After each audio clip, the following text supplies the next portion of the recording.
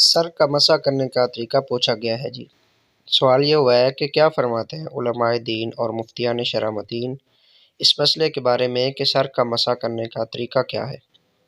جواب سنیں۔ سر کا مسح اس طریقے سے کرنا چاہیے کہ دونوں انگوٹھوں اور شہادت کی انگلیوں کو چھوڑ کر دونوں ہاتھوں کی 3 انگلیاں اس کے سرے ایک دوسرے کے ساتھ ملائیں اور پیشانی کے بال یا پیشانی کی کھال پر رکھ کر کھینچتے ہوئے گدی تک لے جائیں، یعنی گردن تک لے جائیں۔ اس دوران ہتھیلیاں سر سے مس نہیں ہونی چاہیے۔ پھر گدی سے ہتھیلیاں کھینچتے ہوئے پیشانی تک لے آئیں۔ کلمے کی انگلیاں اور انگوٹھے اس دوران سر پر بالکل مس نہیں ہونے چاہیے۔ پھر کلمے کی انگلیوں سے دونوں کانوں کی اندرونی سطح اور انگوٹھوں سے دونوں کانوں کی باہری سطح کا مسح کرنا چاہیے۔ پھر انگلیوں کی پشت سے گردن کے پچھلے حصے کا مسح کرنا چاہیے۔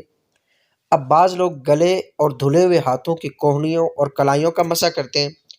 یہ مسح سنت نہیں ہے۔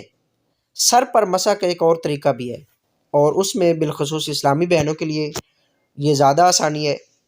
وہ یہ ہے کہ مسح سر میں ادائے سنت کو یہ کافی ہے کہ انگلیاں سر کے اگلے حصے پر رکھے اور ہتھیلیاں سر کے کروٹوں پر اور ہاتھ جما کر گدی تک کھینچتا لے جائے، یعنی کہ انگلیاں سر کے اوپر ہونی چاہیے اور جو ہتھیلیاں ہیں وہ سر کے دائیں بائیں رکھ کر جما کر پیچھے کی طرف لے جائیں۔ تو یہ سنت طریقہ ہے۔